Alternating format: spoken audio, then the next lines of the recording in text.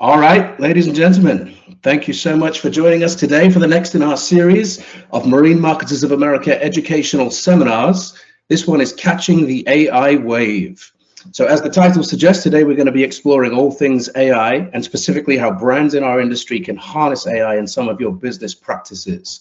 We'll be kicking things off with kind of a roundtable discussion with three fantastic panelists who are each going to unpack various elements of the application of AI within marine marketing and some of the pros and cons that are involved. So during this discussion, please do keep muted, but we really encourage you to write questions or thoughts in the comment section, and we will address those as we go. So let me introduce our panel today. So we have Brian Chandler, who is the founder and CEO of Commonwealth PR. We have Kyle Ginther, founder of Brand Fueled Marketing Agency. And we have Bilal Hassan, who's VP Chief Architect at Brunswick Corp. So take it away, please, Brian. Hey guys, I'm excited to be here with you today. We have been using AI for almost a year now and excited to present how we've been using it, some trends about the use of AI in marketing, and also some best practices. To give you a little bit of background on me and my firm, so I am the owner and CEO of Commonwealth Public Relations. We've been in business for almost 15 years. And about 10 years ago, we started working in the marine industry, handling PR and marketing, really because of my passion and love for the industry, for boating and fishing.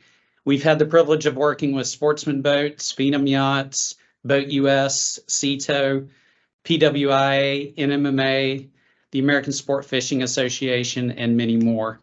So let's jump into our use in AI. So again, we've been using it for about a year now. And today, the key points that I'm going to hit are some marketing AI statistics. So these will really give you a perspective of where the industry, the marketing industry as a whole is in terms of the use of AI. Then we're going to get into some actual case studies, ways that we have used AI to generate content, to do research, to make a video, to make coding for websites, and then some best practices related to the AI use. So Katie, if you could jump to the next slide. So let's start and let's take a look at some of the trends in terms of marketing and the use of AI. So attitudes toward AI, and this is all current data. So this was done through some surveys that took place earlier this year. 50% of marketers believe inadequate AI adoption is holding them back. So they're just not there yet, and that's really limiting them from their ability to do their jobs the way they think they should. 88% of marketers believe their organization must increase in the use of AI to meet customer expectations and customer demand to stay competitive. That's a huge number, guys. 88% of marketers think that they need to be using it to stay competitive. 55% say AI will most likely greatly enhance their marketing efforts. They see it as a valuable tool. And here's the big one, 71% of marketers believe AI can outperform humans at their jobs. And if you're a Marvel fan and you've seen some of the Avengers movies, I don't think we're quite there yet for Ultron to take over the world, but maybe we're getting close. Next slide. So marketers' use of AI, these are some interesting statistics and trends as well. 61% of marketers have already used AI in their marketing activities. So if you're feeling like you're into it, you've used it, you know how it works, that's great. There are still about 40% of us out there that have not tried it yet and they're not using it. 44% of marketers have used AI for content production. And then here's another big one. 19% of marketers spend more than 40% of their marketing budgets on AI-driven campaigns. I thought that that was incredibly interesting because that is a big chunk of their marketing budgets going towards using AI to meet their needs in their marketing campaigns. For us personally in our firm, we spend about $55 to $60 a month, $20 for ChatGPT, $30 for a video production AI tool called Synthesia. And then PixArt, which creates images, we spent $85 for the entire year. So that's not a huge investment for us, $50 to $60 a month for 3 different tools that we can use in our marketing and PR efforts. Next slide. Okay, guys, so if you saw the promotions for this professional development program, you saw all AI created content. So on the top left there, the video, we used Synthesia to create this video, and Anne, we did not have to video her. We used the program to actually give her a script, to have her create gestures in her while she was speaking, and to create that video presentation to promote this program. We also used ChatGPT to create marketing content for the email newsletter that went out and for the LinkedIn content that we posted to share information about it. Everything that we did for marketing this program, we used AI to create, which was super cool. Next slide, if you would. Okay, so I specifically want to get into some case studies of how our team has used AI over the last year to do some different marketing jobs. So we have used it for research, for coding, which revealed some sales analytics and sales trends, for content development across multiple channels of marketing use, for media relations, earned media relations pitches, for emails, press release drafts, ad copy, and proposal copy, even proposal copy. Let's jump into some of the specific examples. So for research and content development, we had a client that we wanted to target outdoor magazines, fishing, hunting, and camping. And so we went into ChatGPT, and in the prompt, we said, please write a blog about the top outdoor fishing and hunting and camping magazines which people should read. So a couple of things here. Notice that we didn't say do research and give me a list. We specifically asked it to write a blog because we wanted it written in content form that was easy to read and understand. So if we wanted to say Field and Stream to our client or to our company, Field and Stream is a publication that you should try to advertise in, or we should get a story in. It gave us that narrative for why.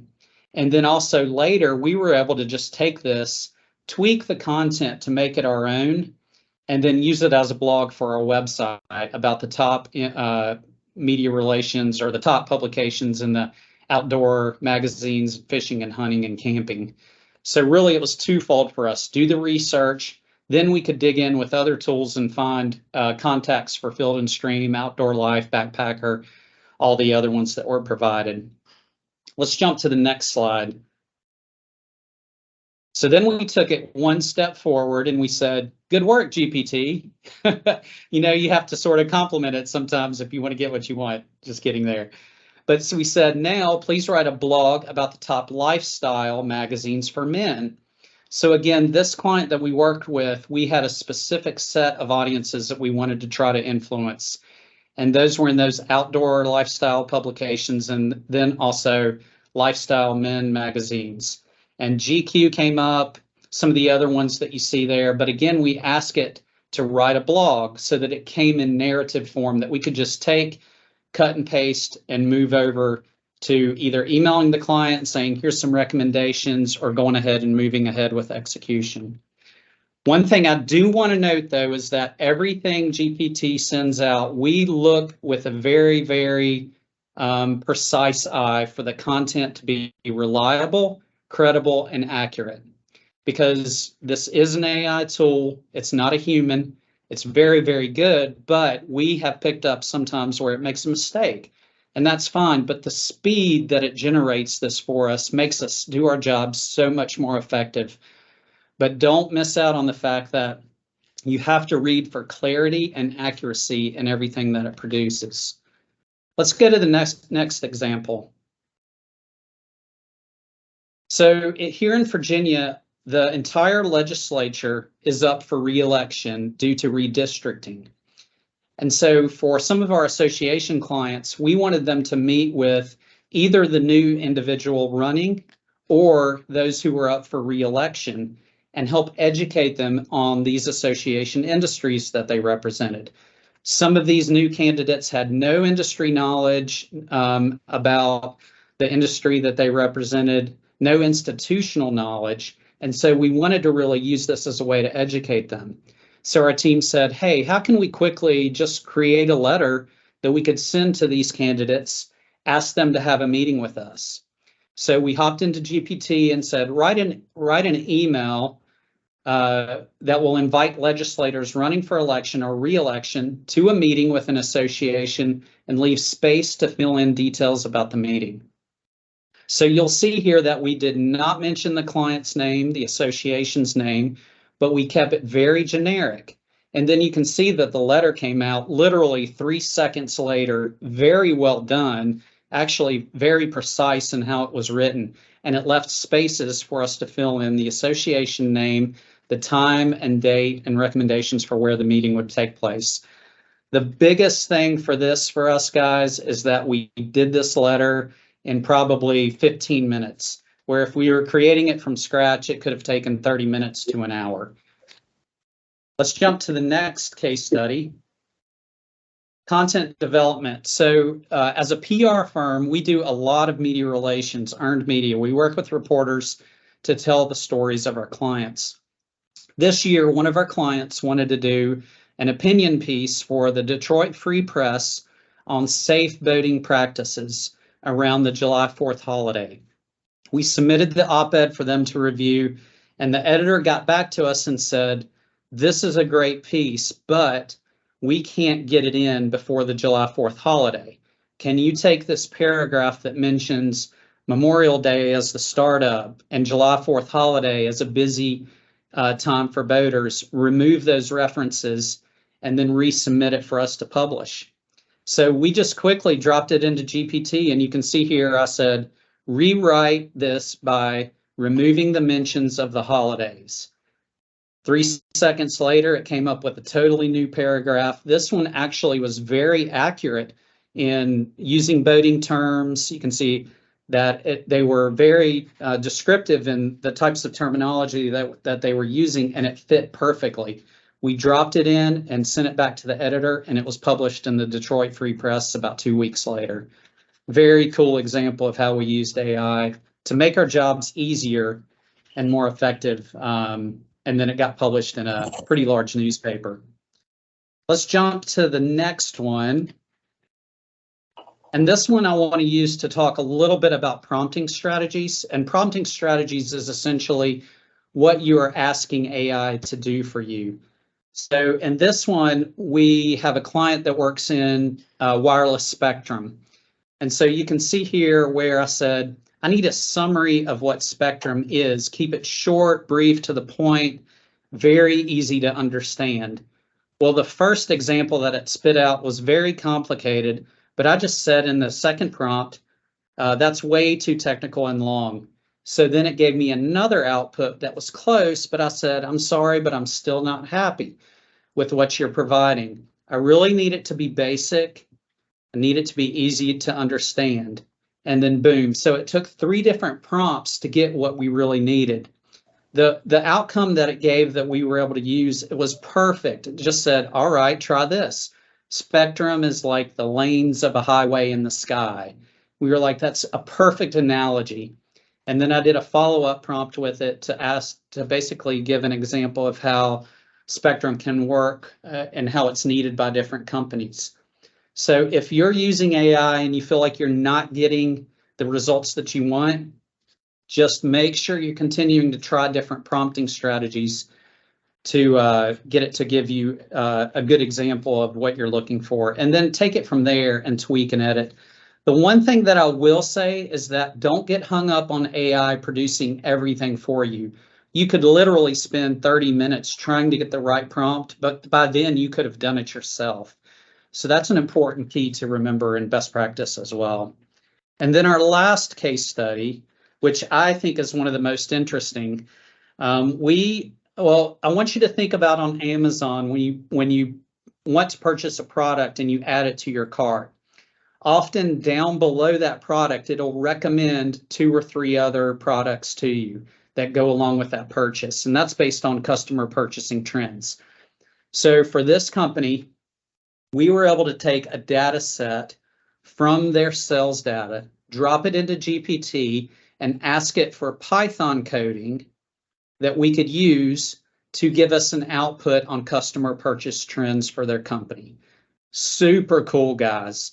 So what we were able to find in analysis of that data was there were the same type of purchasing trends similar to what you might see on Amazon. So for instance, if you were going to buy a tube and to pull behind the boat for tubing, that customer would often buy a tow line as well. And so we were able to make some comparisons and then tell the marketing department, if a person clicks on this product, serve up these 2 or 3 other products with them as well. And the chances of them purchasing more than that one will increase and skyrocket. It was super cool to see how we were able to put this in, create Python coding that would spit out the analytics that we needed to really give some good results that we could use. And lastly, just to touch on some best practices. What you ask AI for is the key to getting good results. Again, we call this a prompting strategy. And from what I'm told, that is right now could be the only thing related to AI that can be copyrighted or trademarked as your prompting strategies. Always leave out company names or other specific information that you would not want to have identified for your company or client. Just do Acme Company or ABC Company or something like that, because this is open AI and people can access that information. And then lastly, be sure to take AI content and make it your own to prevent copyright and other issues, and for accuracy and clarity. Never take it as it is, but make sure you read through it and that it works for your industry. Now I'm going to turn it over to Kyle. Thanks, Brian. Hello, everyone. My name is Kyle Ginthner, and I am the founder and owner of Brandfield, and we are a marketing agency that specializes in the marine industry. And today I'm going to be talking about some of the shortcomings of using AI for marketing in its current state. While we are a huge proponent of AI and we are using it nearly every day, there's a few areas that, still need to be worked on before we could really be pushing AI-generated content out through our clients. So the 3 areas I want to talk about today are some of the voicing and creative limitations we've seen, a couple issues with factual output, and then also just some accessibility and legality topics we want to cover as, AI becomes more commonplace. So a few AI terms to know. I read about AI every day. I'm subscribed to every newsletter, but I realize everyone isn't. So a few keywords I want to talk about are, the first one is a large language model. And what it is a machine learning model trained on vast amounts of data to generate human-like responses based on the patterns it has learned. And the best example of a large language model we all know is ChatGPT. And the main difference is, if you think of a search engine, just say Google, you type in a query and you get a bunch of links, versus ChatGPT tries to sound human. And that's what large language models are trying to do. And you can think chatbots are in the same realm. The next term is generative AI, and what this is artificial intelligent models and techniques that are capable of producing brand new content, and this can be text, images, music, or other forms of data. A good example of this, if anyone's using Photoshop and you drag out the crop and it fills in the gaps with new generated content, that's an example of generative AI. And the last topic is AI hallucinations. And this is really interesting, and we'll talk about this more, but what this is AI generated results that are not backed by real world data at all. And this can be false quotes, fake information, and this is primarily affecting large language models. So we'll talk about that a little bit later. So the first topic I want to discuss as it applies to marketing in the marine industry is some of the voicing and creative limitations we've seen. Brian touched on this a little bit, but starting with large language models like ChatGPT, We've seen an issue with being able to match the industry tone.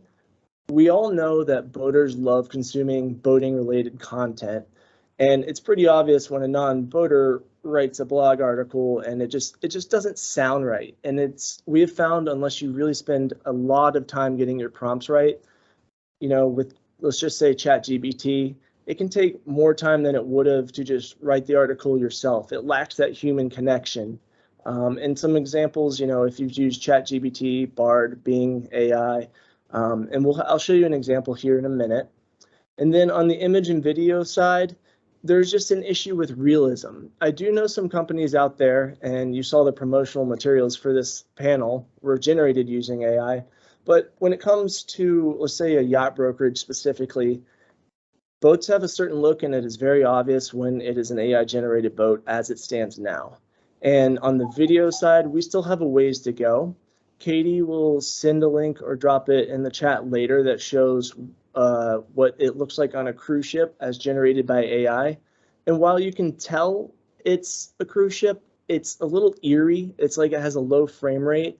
And I think probably within a year, this might not be the case, but we're still early stage, especially when it comes to video.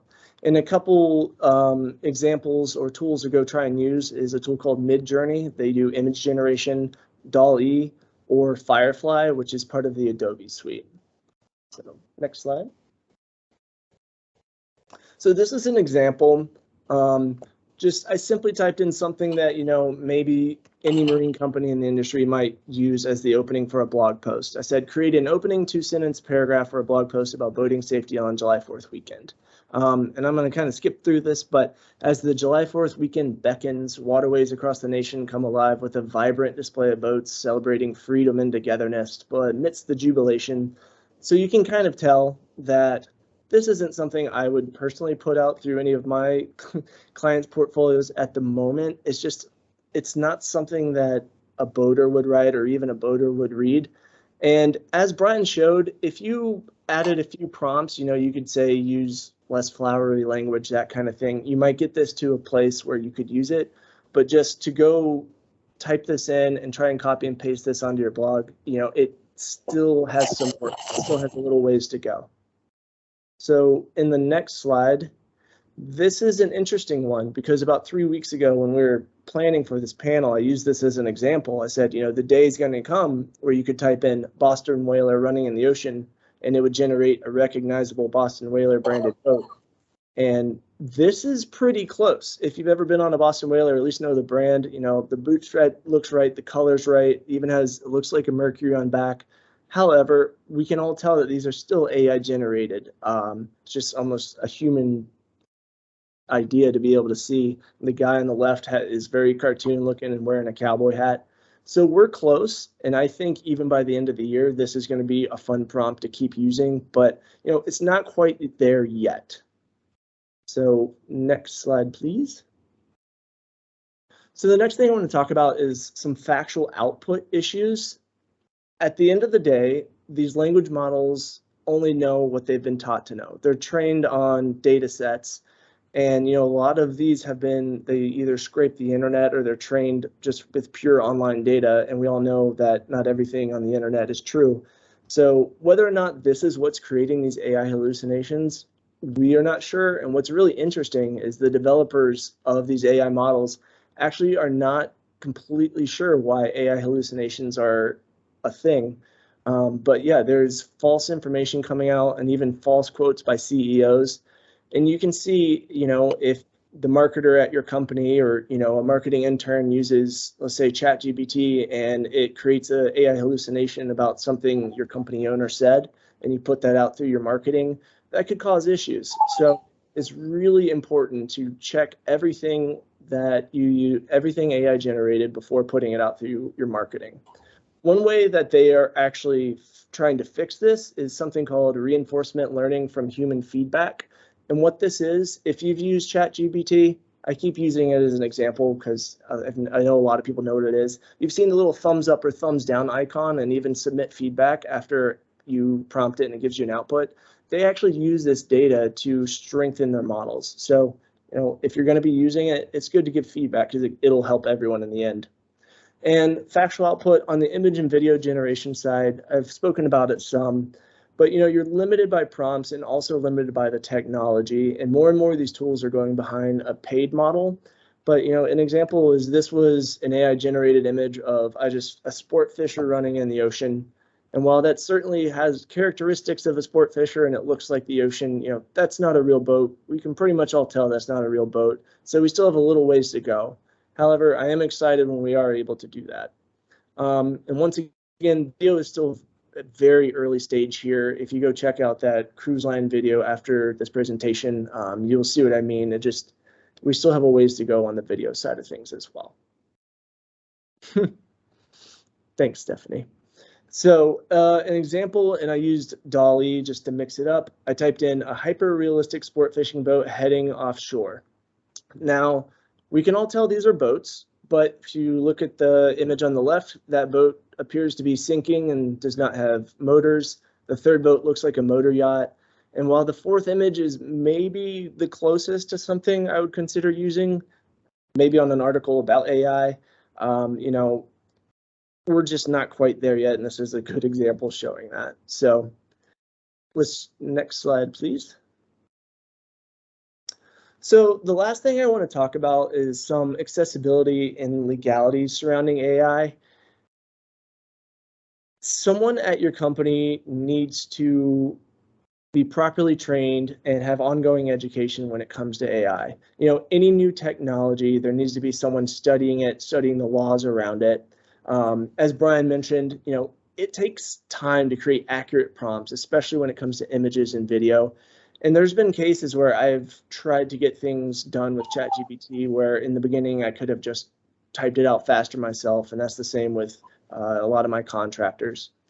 And I'm a big believer in if you're going to be using a tool, it needs to make sense, it needs to save you time, it needs to integrate into your current technology stack at your company. I'm sure that all the marketers out there, which should be all of you, you've seen across the board with Adobe, with Canva, with MailChimp, Constant Contact, any tool you use right now is hopping on the AI train, and you've seen, try AI. And a lot of times I'm finding it's not helping. I think down the line it will. It is saving time. But overall, it needs to save you time. It needs to make sense with your company.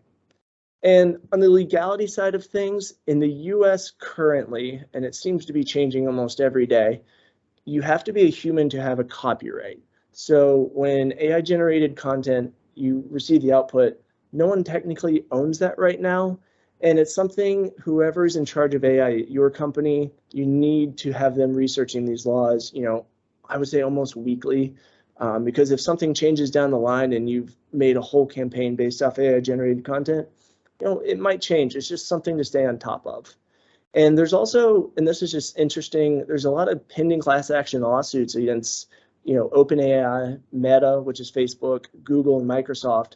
And this is actually for how they trained their models. They scrape the internet, they scraped images, and a lot of this information is copyrighted. So overall, just make sure someone at your company is checking everything that goes out through AI and then is staying on top of the legality issues.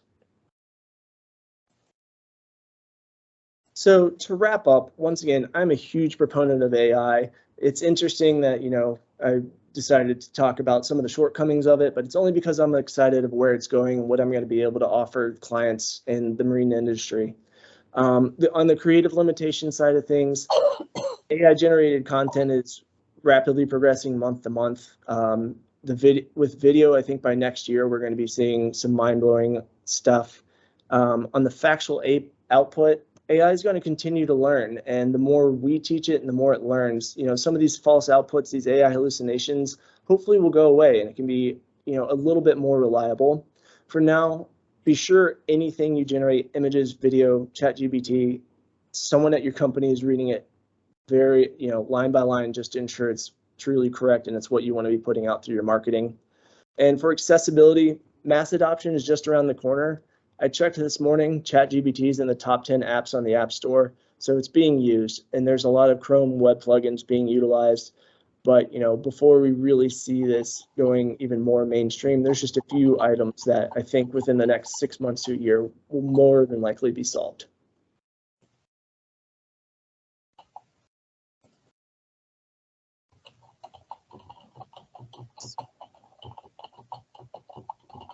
All right. Thanks, Cal. So, wow, those are two great presentations on some uses and maybe not so good uses of AI and ChatGPT and some examples. Hi, I'm Bilal Hassan. I work for the Brunswick Corporation.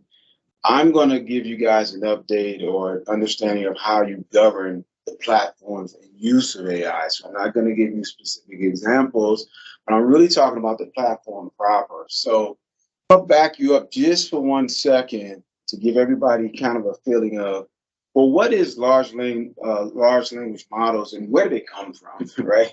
So, I think that's very important to understand. So when you start thinking about large language models, they're just a series of algorithms. That's all they are. But those algorithms actually form themselves into what we call neural networks. So neural networks have been around since the 40s, actually. But if you fast forward to the 90s, that's when it really took off. So you start thinking about like autonomous driving, which is basically object detection.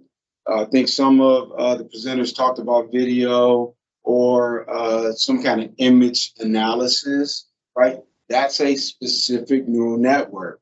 Start talking about natural language processing or maybe semantic analysis in a sentence. I think Cal talked about that, right? How the sentences were coming out in a kind of esoteric way. And you can kind of clean that up with prompting. Well, that's a neural network. And so the difference between the 90s and today, what got us here is twofold. One is the compute. The GPU and CPU processors really just kicked in and just went, every 3 or 4 years, they seem to be doubling and tripling. So the compute sped up really quickly. That's why you can generate so fast. And I think the fact that now we're slamming neural networks together, creating this large language model construct. So that's kind of where we are. So now I'm going to, well, how do you govern these platforms and what are some guidelines we can talk about?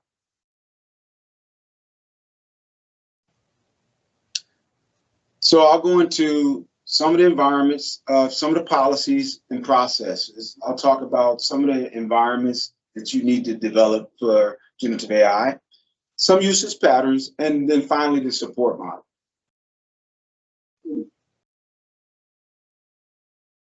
All right, so both Kyle and Brian talked about legal.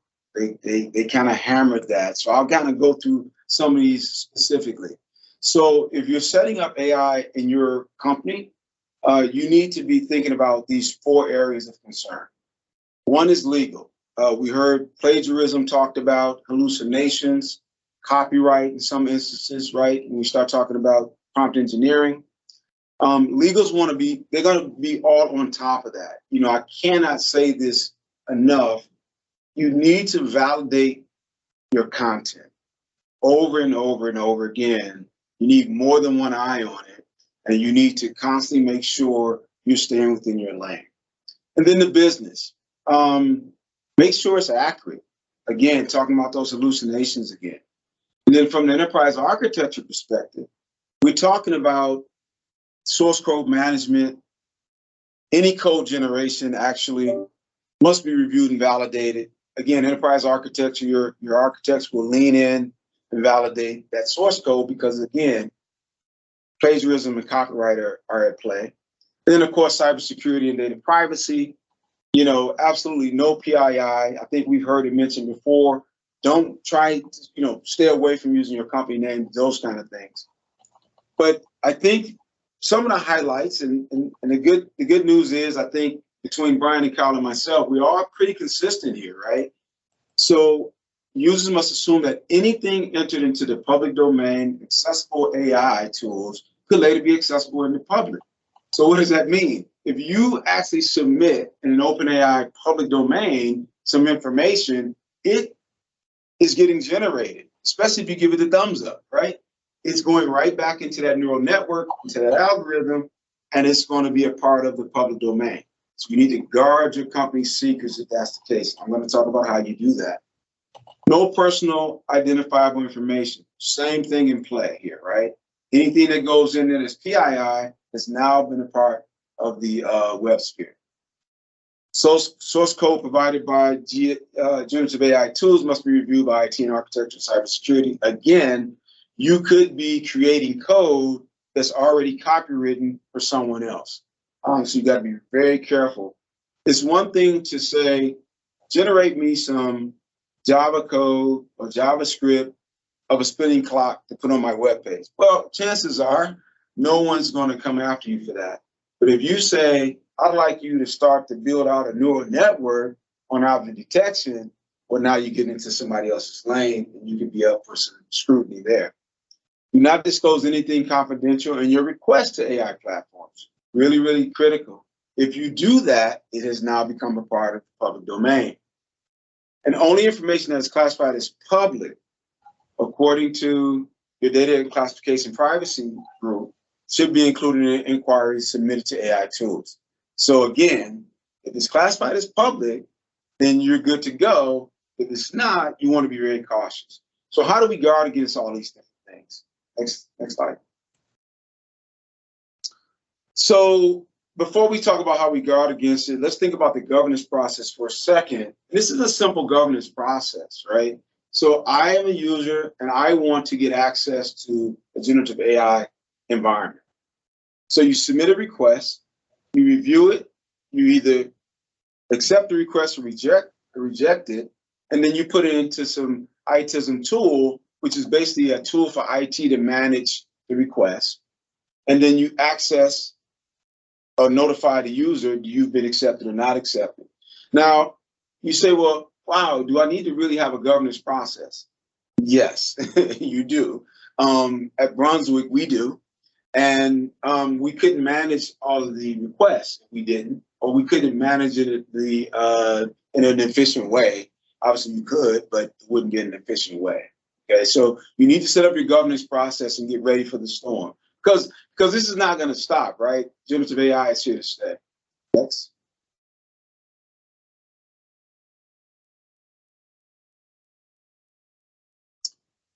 Okay, so you got a use case, you're a user, and you want to get access, right?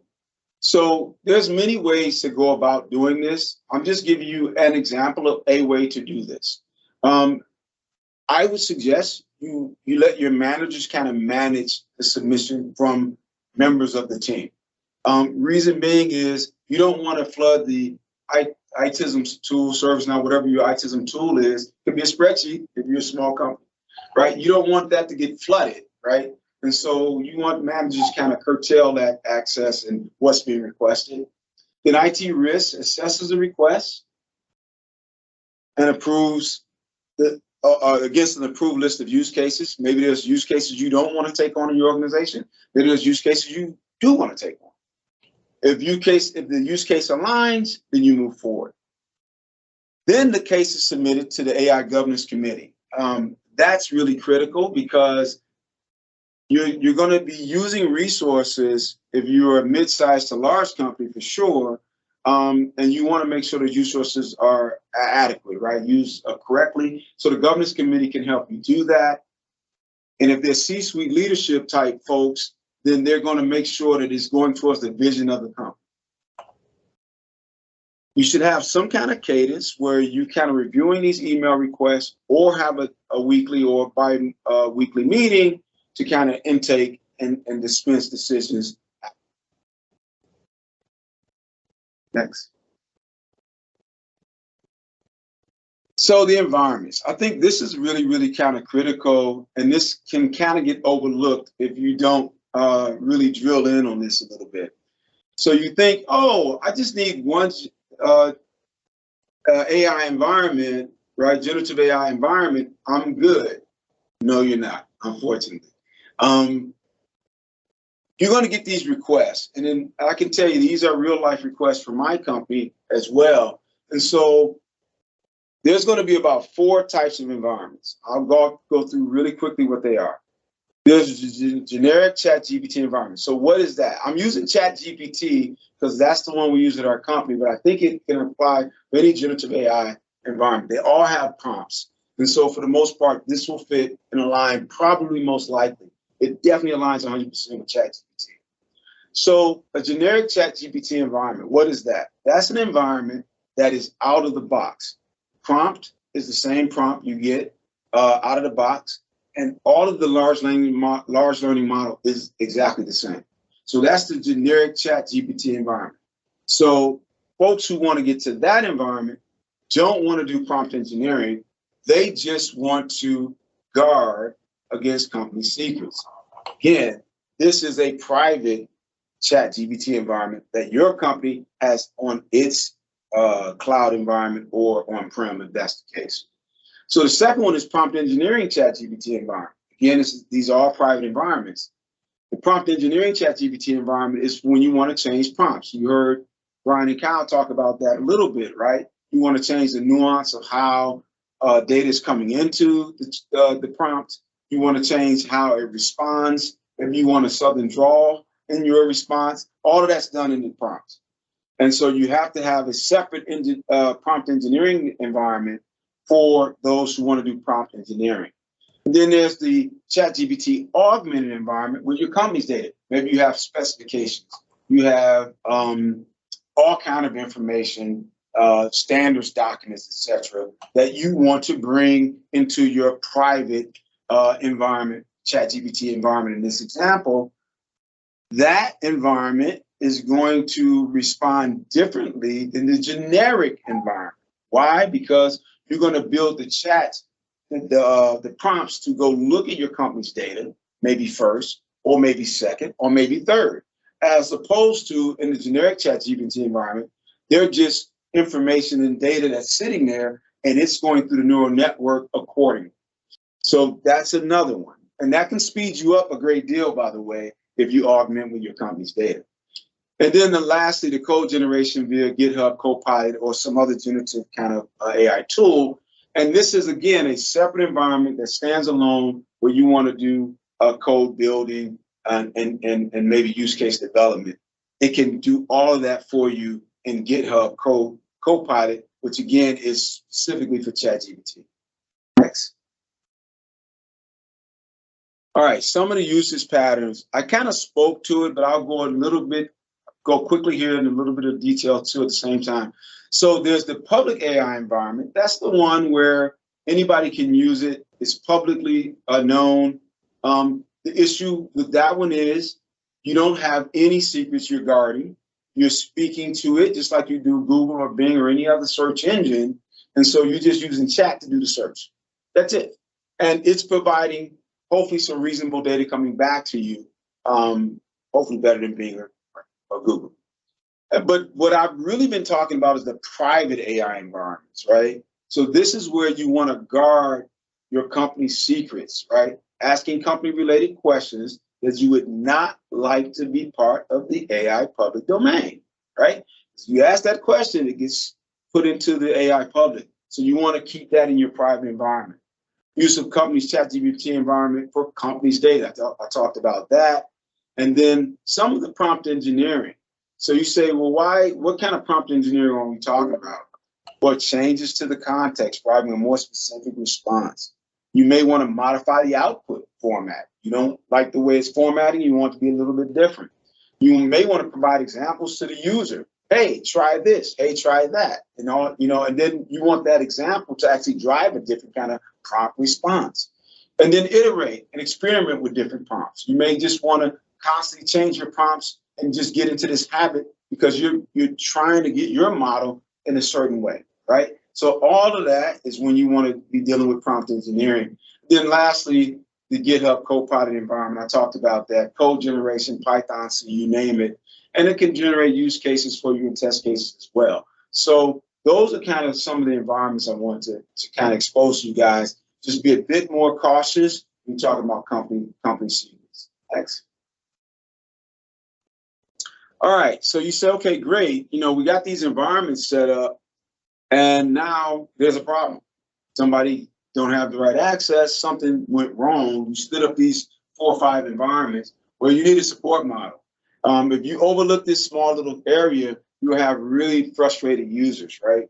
And so there's usually a company support team that can do this, and then the vendor support. So in our case, or in the case of Brunswick, we're an Azure shop, and so we are using ChatGPT. And so the Microsoft support team is going along with us in the support model case, right? And the building of the environment case too. So they work with us on both ends. And so issue comes in, it gets assigned to the ChatGPT group, it gets assessed by the group, and then remediated, right? So this support model is just very generic. It's something that you can do, but the bottom line is don't overlook the support model because it will bite you in the end. All right, next. All right, I'll just end with just a few things to note, right? So one is guard your secrets, right? Be sure that you set up a private environment. That's really, really critical. Second is make sure you have some governance. If you don't have a group set up to ingest these requests, you can find yourself in a bit of a problem. And then lastly, of course, we talked about the different environments that you set up. Make sure you set those environments up and have a support model to help manage. All right, that's it.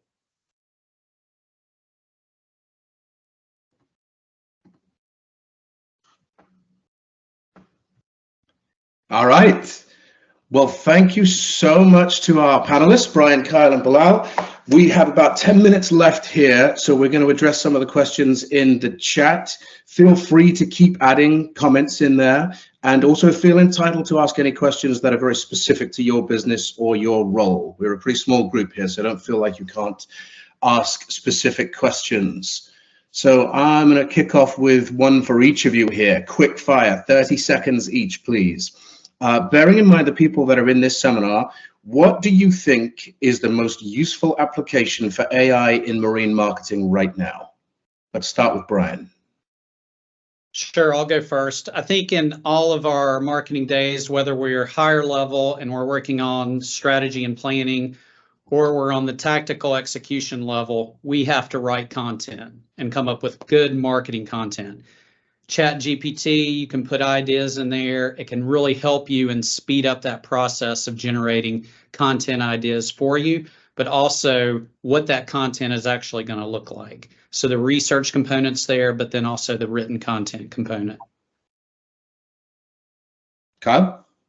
Building off that, where I find we are using it the most is when we're building websites. If you have it trained to know the brand or the company you're building a website, it is great at creating web copy or just generating ideas of what should go there in the About Us page. And also blog post, you know, I don't copy and paste from ChatGPT, but it is great. You can easily type in, I need 20 blog post ideas that use these keywords that are not very often found on the internet. And it'll give you those ideas, and then you can hand it to your team and they can start writing. Great. Bilal? Yeah, I'll leave that to the marketers. All right, let's move on then. I got a couple of notes here about recruiting for a specialist. Any advice from this team? What skills or what experience am I looking for if I'm trying to bring an expert into my business? So if I'm understanding the question right, you're trying to recruit someone who has that AI experience. It's like a potential client asked me last week. They use AI in their business every day, and they asked me straight out, do we use artificial intelligence and how? I think you just have to be open with that and have a conversation about it, but put it in your job descriptions so that that shows up as something you're interested in. This is kind of a follow-up question to that as well. For you, Brian, do you notify reporters or editors when you have used AI to create content? Great question. So I actually get asked that all the time. And our response is, at least now at this point, which we believe AI is in its infancy, that we also use Final Cut Pro and iMovie for B-roll videos that we give to TV reporters. We use Grammarly to help with making sure that what we write is written in clear grammar. And so we don't tell reporters that we've used those other tools to create this content for them. So our feeling is we don't need to let them know that we've used an AI tool to generate copy that could be in a press release or a media pitch. Good question. Yeah. Good answer. Did you want to add something, Bilal? No, I was fascinated on what his answer was going to be. It's a tough one, right? Because it's the one that right now there's legislation around that very thing. And they're trying to figure out, at what point do we alert usage, right? When do you say, yes, I have used AI, and then, at what level? 20%, 100%? So I just think we're a long way from answering the questions, but it's starting to generate. So it's coming. Yep. All right. Next question is from TJ Boats Group. What is one way I could use AI in my day-to-day workflow to increase efficiency? So, That's a question. Sorry, I should have told you. oh, yeah. Okay, TJ. Working at Boats Group, I would imagine you have quite a few clients and quite a few emails that go out, whether it's follow-up, cold outreach, reporting, that kind of thing. And if you sit there all day and are typing out those intros, those closings, and even the information manually, that could eat up a lot of time. So let's say you're using ChatGPT, you can save certain prompts and conversations you have so it stays trained. So you could quite easily be like, this is what a follow-up email looks like. And all you would have to do is type in the person's name, what you're following up on, hit enter, copy and paste it. Obviously read it first, but copy and paste it. And I think, over the course of a day, a week, a year, you would find yourself saving a ton of time on just repetitive email sending. Nice. All right, Chuck Lewis, what do you think the next big breakthrough in AI will be? Wow, big breakthrough. Well, maybe I'll take a stab at it. I think, to me, I don't know if big breakthrough is right. I think synchronized breakthrough is probably better. So if you start thinking about autonomous driving, I think autonomy and AI will start to merge much more, and I think it won't be a breakthrough so much as it will be synchronized. So right now, it's not so perfect. Obviously, lives are at stake if you're talking about autonomous boating, autonomous driving, and so you have to be real precise. So I think the neural networks will just get so good, and that it won't be much of a breakthrough as it is a continuation of a stepping stone from where we came from. That's another thing too. Breakthroughs are 30 years in the making, right? So, but I respect the question because it is a breakthrough when we finally see it. Like if you look at ChatGPT or any of these AI generative tools we have, they appear to all be breakthroughs. They've been 60 years in the making. These neural networks have been out there and running for 20, 30 years easy. So which one will start to bust through? I think autonomy, in my opinion. Yeah, and that's a really good perspective on it, Bilal. I will add that I think a breakthrough is actually, we're going to see a breakdown of a lot of these tools that just are trying to be good functional AI tools, but they just do not work effectively. I mean, everybody's trying to get into this now. And I think that a lot of those, because I've tried a lot of them and they are so difficult to use, that those are going to go away and we're going to streamline out to some really strong tools that are going to take the lead. Yeah. All right, we have a great question here from Ben Taylor. It looks like it already has a great answer in the chat, but I'm going to put it to our team anyway. Ben says, wait, I've lost it. Ben says, has anyone managed to link multiple AI tools together, creating a multi-step flow, i.e. create the text, generate an image for that, format for a blog, and schedule for a social post, pending approval, of course, winky smiley face. Anybody else have any other input on that? Everybody please read Marianne's response because it's good. I know there's tools out there that do that, and there are some integrations with even just something like Zapier, which you could connect the dots all the way through. However, what I just spoke about, I'm always a little nervous about sending something out without hitting that approval stage. So, something generated in ChatGPT gets pushed to a scheduling tool like Later, gets pushed out into the world without definitely checking it first. Always a little nervous, but I know that's next. I've even talked about, a good example. I was just talking about how you could generate an email. You could have that automatically send, especially if you're using something like HubSpot or Gmail scheduling. So it's close. I personally don't trust it enough quite yet to do that, but I think that is going to be the future of, you want to schedule, let's just say, an Instagram post about a boat. You just type it in, it generates the image, generates the caption, looks up which hashtags are trending, sends it out, and that's all there's going to be. But I think we're still a little ways away from that. Nothing too crazy though. Yeah, and a lot of us in marketing use Canva. I mean, that's a really good tool. And ChatGPT, you can actually ask to get information and move it over into Canva and create specific images within Canva. So it's sort of cross-function between two platforms, but they're working together, so to speak. That's good. All right, team, I want to be respectful of everybody's time here. We've got just a couple of minutes left, so I'm just going to wrap things up. I want to thank our panelists again today for joining us. Thank you for everybody who logged on and joined for this seminar. You will soon be able to find a recording of this seminar on our MMA YouTube channel or on our MMA website. Be on the lookout for the next in our series of educational seminars. If there are any specific topics that you would like us to cover, or if you would like to get involved in our education and mentorship committee, please contact Katie Freeburn. Katie, can you drop your email in the chat, please? If you are not a member of MMA, get on our website and join right now. If you have feedback, we're always looking for feedback. If it's good feedback, please send it to me. If it's negative, send it straight to me. Thank you so much for joining us, everybody. We look forward to seeing you on the next seminar. Goodbye. That's a wrap. Thank you.